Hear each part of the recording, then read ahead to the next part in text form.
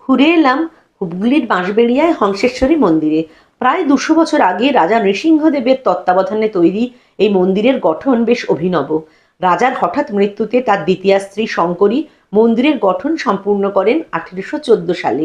প্রাচীন টেরাকোটার তৈরি অনন্ত বাসুদেব মন্দিরটিও এর পাশেই অবস্থিত। তন্ত্র ভাবনা থেকে তৈরি 70 ফুট উচ্চতার এই মন্দিরে 13টা উঁচু মিনার ফোটা পদ্মের মতো।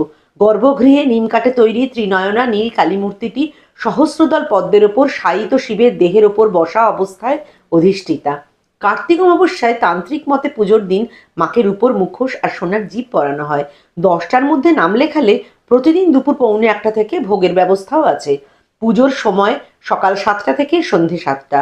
মন্দির সংলগ্ন রাজবাড়িটি বর্তমানে ভগ্নপ্রায়, ভেঙে পড়া তোরণ ইতিহাসের সাক্ষী হয়ে দাঁড়িয়ে। বাঁশবেড়িয়া পুরসভার গলি ধরে সোজা গেলে জলাশয় ঘেরা রাজবাড়ি সংলগ্ন মন্দিরটি